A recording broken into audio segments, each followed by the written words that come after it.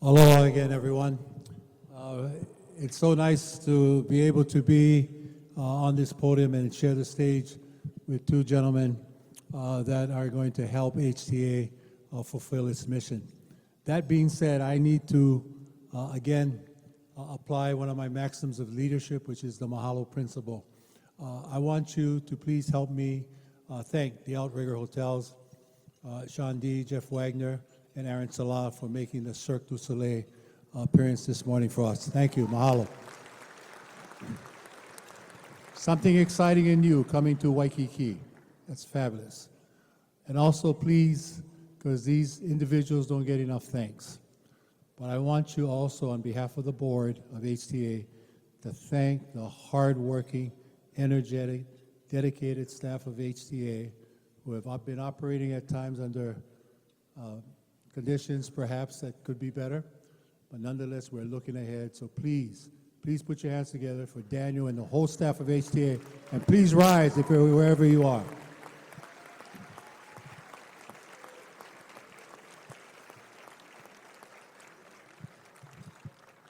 So the format is this: we'll each come up and give and share our mana'o, and then if there's time, we will take questions.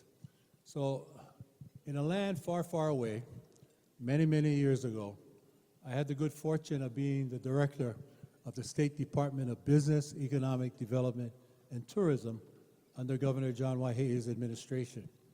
And I said something then that I feel is still appropriate today, and that is this: tourism is our core competence. It's what we do very well in Hawaii.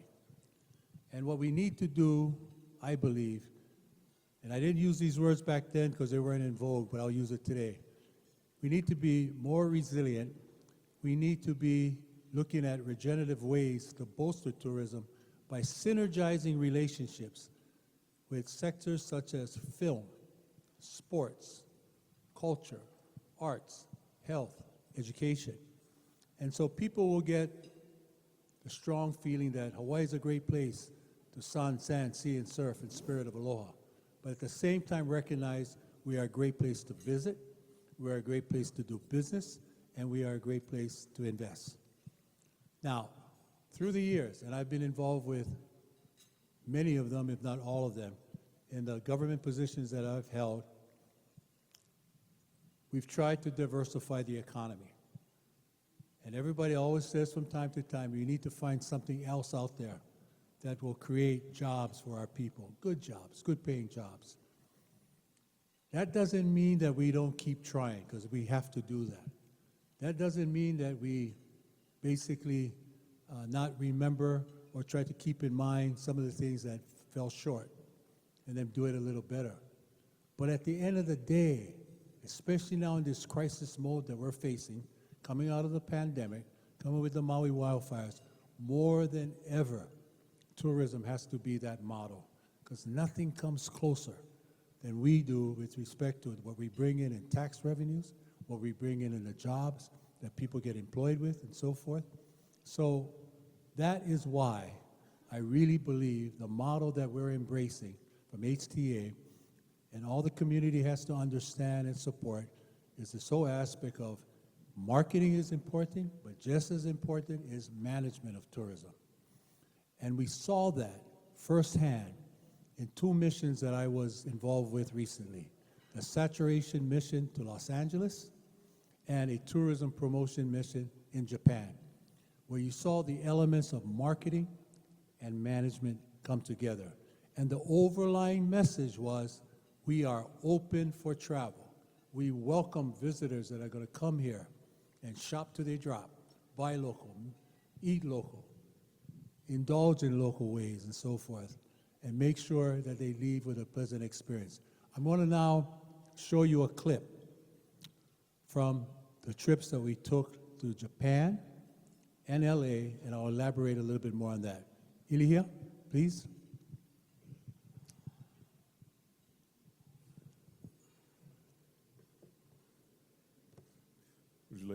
Would you like the photos or the clip? Go right to the video. We're discovering the people, the place, Maui, in this special LA Unscripted, so hula on back.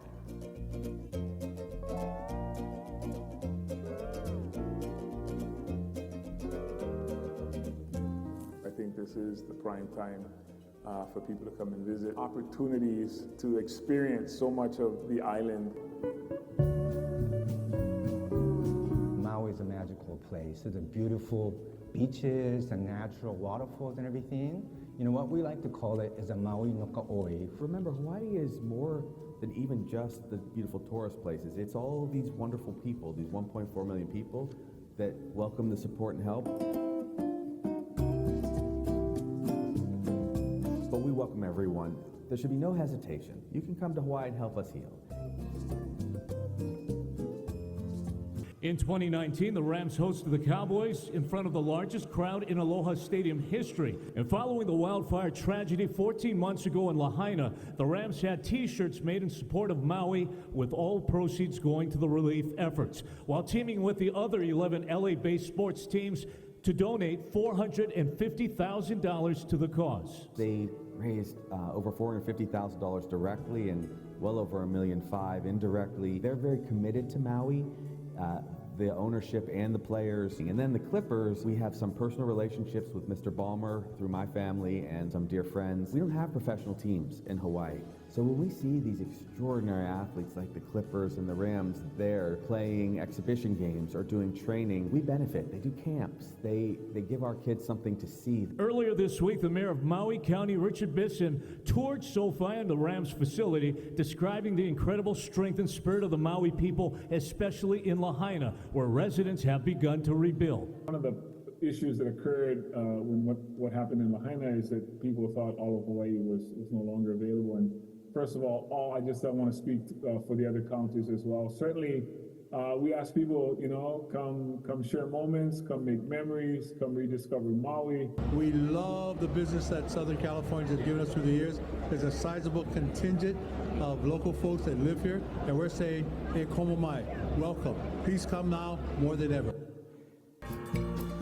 The visitor industry is our most robust economic driver. We have a lot of other initiatives going on, but without tourism, we really can't survive. We lose in every way if people don't travel. And so if people would be kind enough to continue to come, we appreciate you because we love to see people and be with people, and it means that I can run a government that is caring. And you too, I know you guys recently went off script and you made some memories of your own at a local Aloha market. It was amazing. Yeah, such good food, such good vibes. Aloha Marketplace is an activation event that allows people to come in from Southern California and experience the magic and the creativity of Hawaii. Locally made products are here. Creativity is alive and well. Artisans, fashion designers, it's all the things that make Hawaii very special. Okay, so it's all about inspiring travel back to Hawaii. So there's demonstrations, there's educational sessions, giving people a little bit more than just looking at a product or an item and saying, you know, I like that. We'll actually tell you if it's something that we could teach you so that you could take it to your own homes and businesses. There's something magical about Hawaii. People from Southern California have always understood and appreciated that about us, which is why they keep coming. We want to say now more than ever, we want you to come. And that all of Hawaii, including Maui, is open to welcome our guests.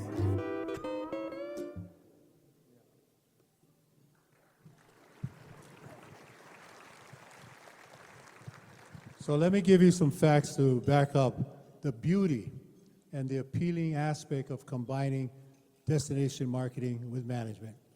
In the LA trip, there were 100 Hawaii businesses that were involved, 60 that were at the table to match or even surpass what we did from the state's investment of $1.5 million. At last count, it was a 3-to-1 ratio. There were 40 businesses at the Aloha Marketplace, of which 10 of them were from Maui. And with the interviews that were done, with the meetings that we had with our travel stakeholders, with opportunities that we came away with, as we saw with the Los Angeles Rams, that was a huge, huge success. And then Tokyo was a similar situation. We took advantage of the Tokyo Expo, in which we saw many Hawaii businesses, over 24 of them that were there. Again, saying why Hawaii is a great place to come. And at that meeting, memorandum of agreement was signed with HIS and JTB to promote regenerative tourism and to promote MCI travel. And again, what we really benefited from was having our elected officials with us. I was told that the last time we were able to garner a governor and a mayor on a trip was back in 2009 on a tourism promotion trip. 2009. I was mayor at that time.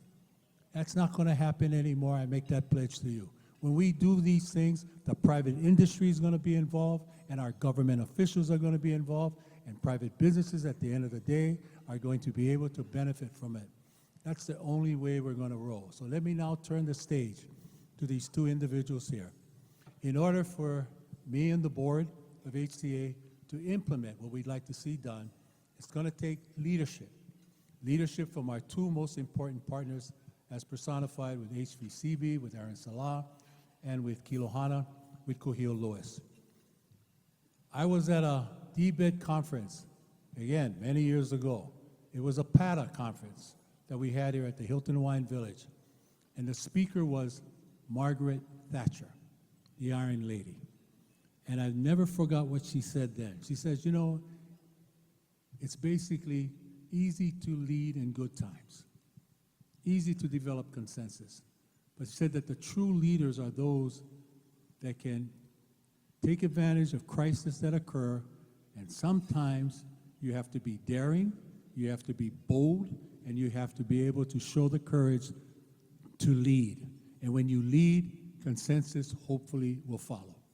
And so that's what I see in these two younger gentlemen, the ability to have that boldness, the ability to have that courage, the ability to have the vision and ideas to help us promote what we want to do now more than ever, which is destination management and destination marketing. So please put your hands together for the first speaker I'm going to call up to do this. Gentleman to my immediate left, Kūhiō Lewis, who will then be followed by Aaron Salā. Big hand for Kūhiō Lewis, please.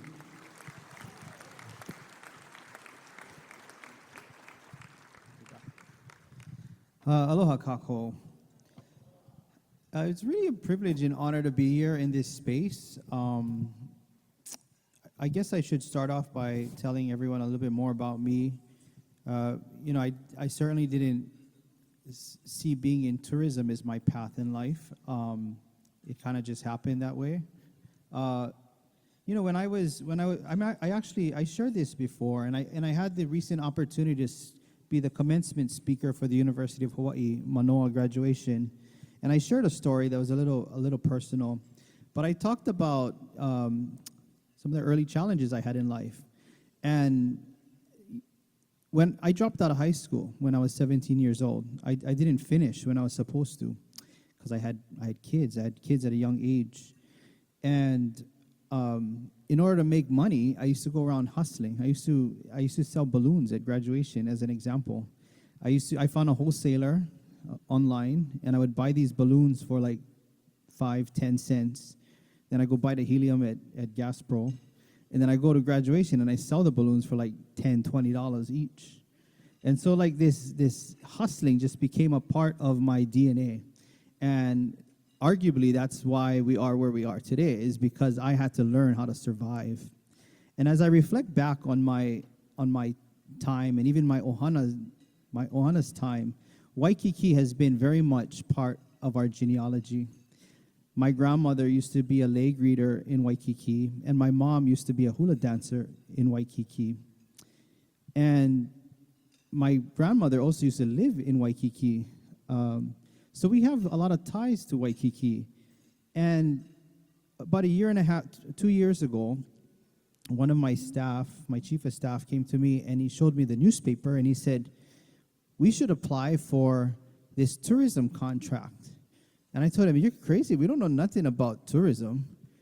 And he made an argument that made a lot of sense, and that was, maybe that's part of the challenge, is that we're not involved in tourism.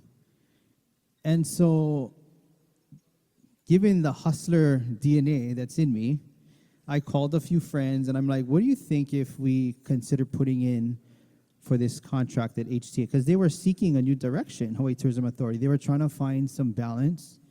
You know, to be honest, we didn't think we would even stand a chance at the contract, but you don't know unless you try. And so we put in for this contract. And I'm sure all of you watched it unfold. It was 2 years of hell. But I can proudly say that we are proud as an organization to be at the table today. And I want to recognize, you know, first of all, understanding CNHA. CNHA is a much bigger organization. We have programs throughout the islands. We have multiple divisions. We have a for-profit revenue generating arm. But I've handed the kuleana of this tourism to the chief administrator, who many of you have come to know, and that's Tyler Iakepa Gomes, who's in the room today.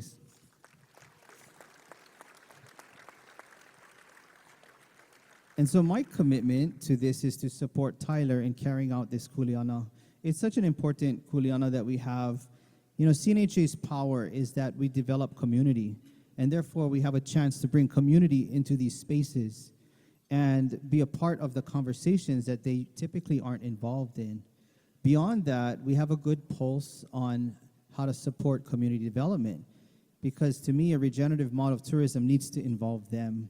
It's not just about, it's about how do they economically benefit from this industry, and that is really the nexus that CNHA, that's our strength. We have loan fund programs, we have business incubators, we have workforce development programs, we have a whole plethora of policies that we advocate for annually. So we are very closely tied to the community in the work that we do. And so being the bridge for HTA, working alongside HVCB, is, I think, magic in the making. And I'm very excited about this kuleana and what it could be. And I'm even more excited at now the opportunity to work alongside Aaron Salā, who's been around in the industry for a while, because I think what you'll start to see in the years ahead is the culmination of community and industry working collaboratively to advance our Hawaii, and that excites me a lot. In closing, and maybe just to share some examples, you know, a lot of the things that you might see CNHA doing is not necessarily funded by HTA. So like we're doing these hula shows, and we're doing, you know, we just acquired Hawaii Stage and Lighting. And I'm excited about Hawaii Stage and Lighting because I believe that could be a regenerative model of tourism as well. Already we've introduced a workforce development program within Hawaii Stage where we're going to be training and developing charter school kids so that they can operate the lights and become the technicians for this industry, for conferences and events. To me, that's a regenerative model. But where was I going with that? But there's a lot of work ahead, and I'm very excited. Oh, some examples. That's what I was going to say real quick. Some examples of tourism that I think you'll see on the horizon for CNHA is our ability to leverage other dollars and bring it into the fold. CNHA gets millions of dollars, tens of millions of dollars from all over, private sources, from federal government, and we can leverage that in the sector. So you'll see more agritourism, voluntourism, which is not going to be only funded by HTA, which is going to be supplemented by the other resources that we can tap into. So I think these are some of the things, helping our businesses get a stronger foothold, helping incubate them so they have the resources to be competitive in the industry. These are the things that we can tie in to the contract that we have with HTA. And I'm just very excited and looking forward to continuing this kuleana, working alongside Aaron and, of course, Hawaii Tourism Authority. Mahalo.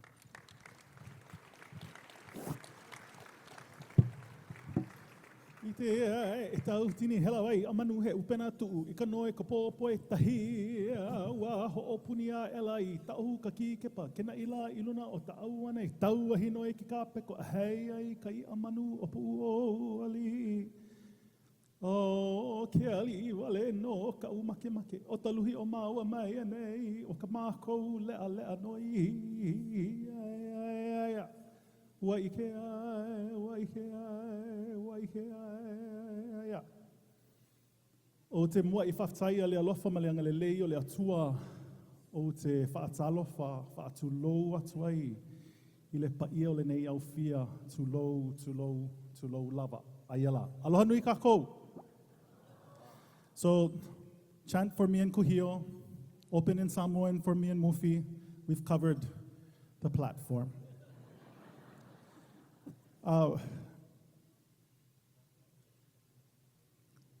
It really is an incredible honor to sit here, stand here on this dais, and for many reasons. First of all, Mufi's family and my family have known each other for generations, and sitting here with Kūhiō now in this era of regeneration is something I think long overdue for us.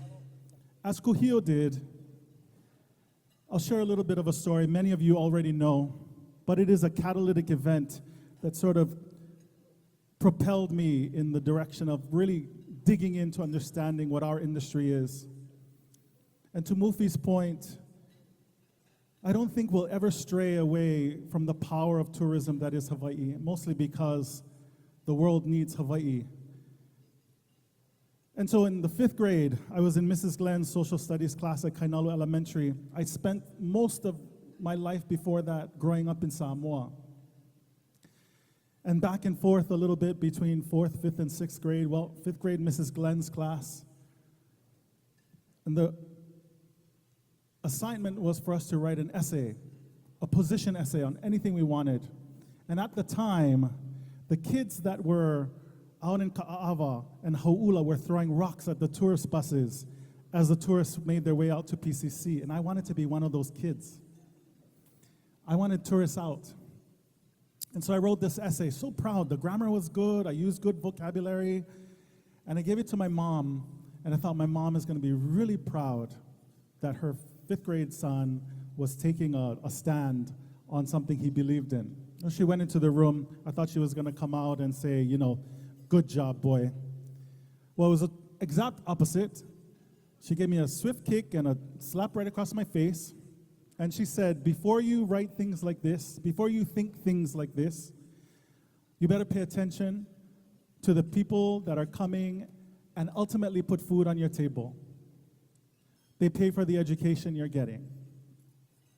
So I did. I started paying attention. At the time, my mom worked for Iconic Catamarans. Rudy Choi and his son Barry. Rudy and Barry were architects of catamarans. Arguably, Polynesian Voyaging Society would not exist without Rudy Choi, Barry Choi, and Iconic Catamarans. 3 to 5 nights a week. At the time, it was the big thing to do. A dinner sale, a moonlight sale, an after prom sale, a late night sale. On Iconic Catamarans, you would get on at Kewalo Basin, sail out to Diamond Head, turn around and come back. Well, several nights over the course of my mom's tenure at Iconic, I would go with her to work and sit with Captain Kavika. That's all we ever knew him as, was Captain Kavika. Kavika's last name is Kapahulehua. He was a native speaker of Hawaiian from Ni'ihau. He was the captain responsible for bringing Hokulea back from Tahiti when Maupi'ailug left Hokulea because of disagreements with the crew. Kavika Kapahulehua, this gentleman that I sat next to in the middle of the industry, sailing from Kewalo Basin out to Diamond Head and back, 3, 5, 7 nights a week, was the gentleman that brought Hokulea back from Tahiti when Maupi'ailug left him there. And what that opportunity did for me was effect my, first of all, utmost respect for the power of the industry to uplift culture. That, like Isaiah Walker writes about in Waves of Resistance, the po'ina kai for the surfers could not be colonized. Because the surfers out there who were Hawaiian, nothing was ever going to take the surf away from them, because this is the home of surfing. This is the birthplace of surfing.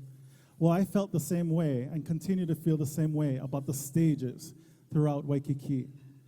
Haunani Kahalewai at the Biltmore, Alfred Apaka at the Hilton, Mahi Beamer at Queen's Surf. And what these people were doing was singing Hawaiian language. They were telling Hawaiian stories. They were sharing the power and effect of Hawaii, and people were coming back to see them. And because of that, I started tracking the proliferation of Hawaiian culture elsewhere, beyond the shores of Hawaii. In 1801, there was a mime, it's a precursor to French opera, written by a Hawaiian composer in partnership with a French composer on the death of Captain Cook.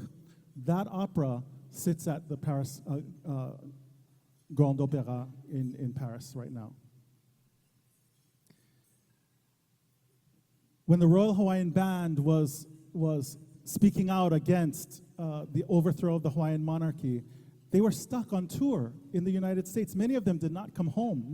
There's so many Hawaiians across the United States because the Royal Hawaiian Band stayed and made families across Hawaiians in Mississippi, in Tennessee, in Texas, in Montana, because of what the Royal Hawaiian Band was doing back in the day.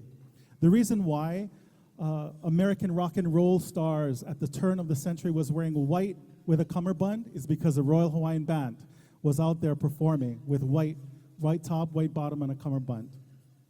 Let me also talk to you one more thing, one more example about the effect now too that the tourism culture has on tourism industry has on Hawaiian culture.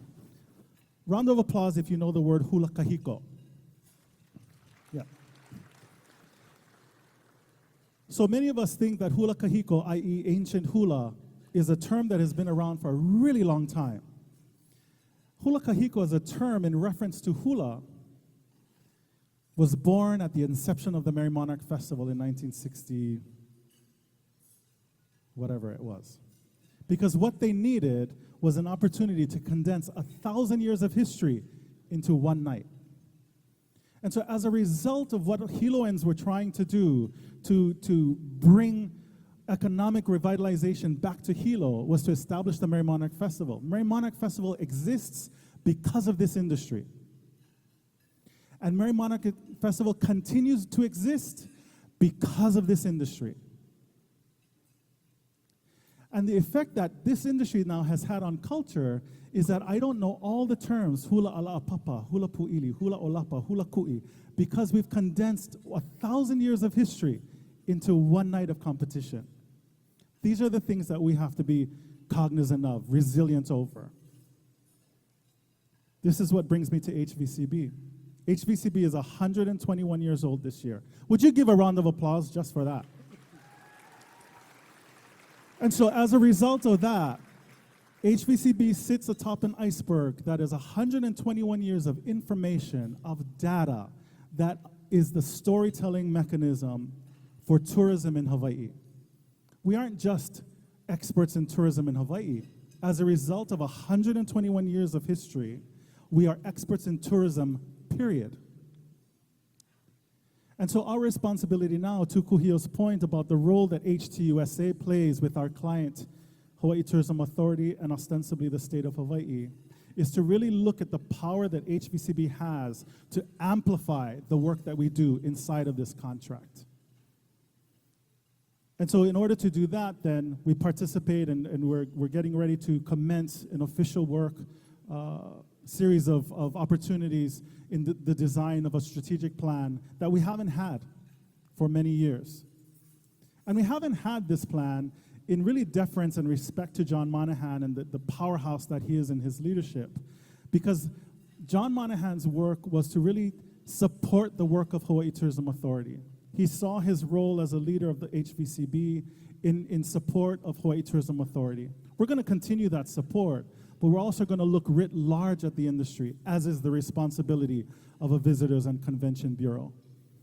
The goal really is for us to dig in with Lynn and meet Hawaii and consider these B2B, B2C kinds of relationships, because from my perspective, if we curate the right kinds of meetings to come to Hawaii, we naturally then curate the right kinds of leisure to come to Hawaii as well. Wow, thank you. And so, you know, considering the work that we did with APEC and IUCN, FESPAC is one prime example of this. If we can start to really curate the right kinds of meetings, citywides and single property engagements that bring the right kinds of people, World Environmental Education Congress, et cetera, these kinds of meetings, Chris, I saw you earlier, these kinds of meetings, then already we're starting to curate naturally, inherently. I don't need to preach. We all start to curate naturally the kinds of visitors, that we want coming to Hawaii. And as a result of that, then the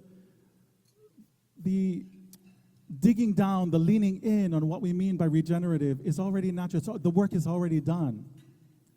And we don't have to talk about it constantly because we're doing it. And so in closing then, the opportunity for us to work with HVCB as a GMT, along with Jackie and the Walsh Group, Dara and HTO, HTJ, et cetera, all of us working together to conspire to the betterment of the kind of industry that we want to build for Hawaii, working with Kilohana and CNHA with the kind of environment we want Hawaii to be for our community and for our industry. And then of course with Chair Mufi and his team over at HTA, then what we do is look at the entire ecosystem.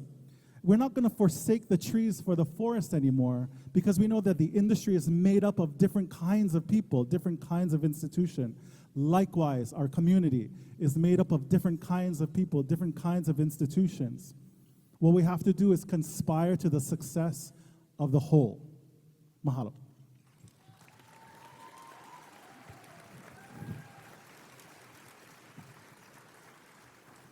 I think we have a few minutes for questions from the audience. Directed at any one of us or all of us. Any questions? And I have a microphone here, so I will come to you if you have a question. Wow, you guys were so thorough. I don't see any hands. Ilya, Oh, so there's one. dark. Can you turn the lights on?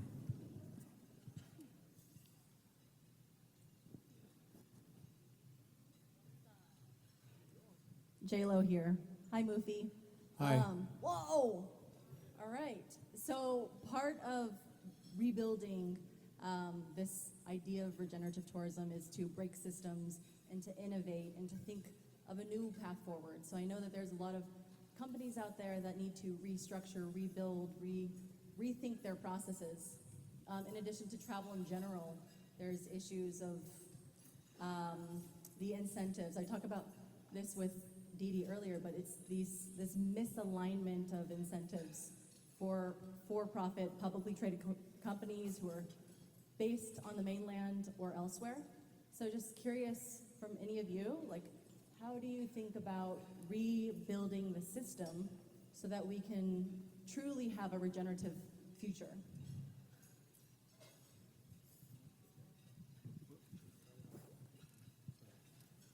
Well, it just seems to me that obviously the best kind of industry that we can have is where people also recognize that whether they're based in Hawaii or they're based on the mainland or a foreign country, that they're going to see the benefits of synergizing with us. One of the things I'm going to recommend to our board and as well as staff, because we too are up for another strategic plan, that we look at the strategic plan in the context of not only seeing how this generation now, this younger generation that is into the environment, into sustainability, also at the end of the day are looking for ways to make a profit, if you will, that we do things that makes them also see us as more than just a tourism destination, that this is a place that you can learn every aspect of tourism, whether it's dealing with our environment, whether it's how we promote and preserve our culture. And at the end of the day, if profit is your bottom line, we've got some of the best products in the world that comes out of here. We shortchange ourselves for too long, Hawaii people. We really do, that we're not as good or we can't compete. Hey, if there's one industry that we've shown excellence through the years, has been hospitality and tourism. I'll try to answer the best I can. First of all, I just want to say that for our organization, it's only been a year since we've gotten this contract. So there was a lot of settling that needed to occur. I do feel that there is kuleana with that with respect to what you're saying in helping to guide businesses, support them as the model starts to change. I think the first step for CNHA was to get our community into the discussion, to bring them to the table, which is why our annual convention, we just wrapped that up on Hawaii Island a week and a half ago. Over 2,000 people were participating in tourism-related discussions. That's not something that has typically happened, so it's a process, is what I'm saying. is now that we have community involved in the discussion, they can start to support the allocation of resources to help change the direction and how we're resourcing and supporting development. I think the next step after that is working with HTA to allocate the appropriate resources to help businesses pivot, because you're right, it's going to be a different type of tourism, I think. And I think we're also still trying to figure out what that is and how that impacts people. Just really quickly, I wanna venture to say and argue to a particular point that I don't think we're that far away, because I think this term regenerative is new. It's new on the globe. Everybody's now, it's the current buzzword. And so what I really do think is that in many ways, the industry has already been doing the work, and the community likewise has already been doing the work.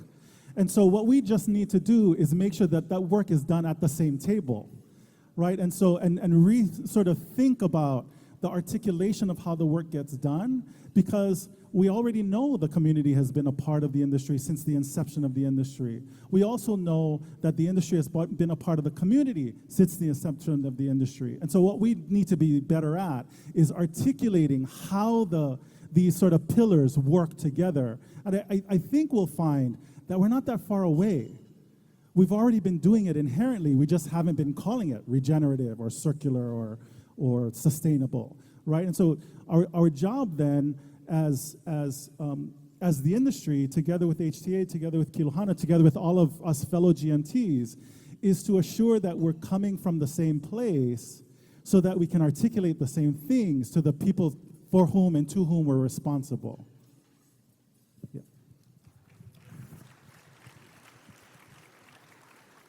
So it's time for us to wrap up.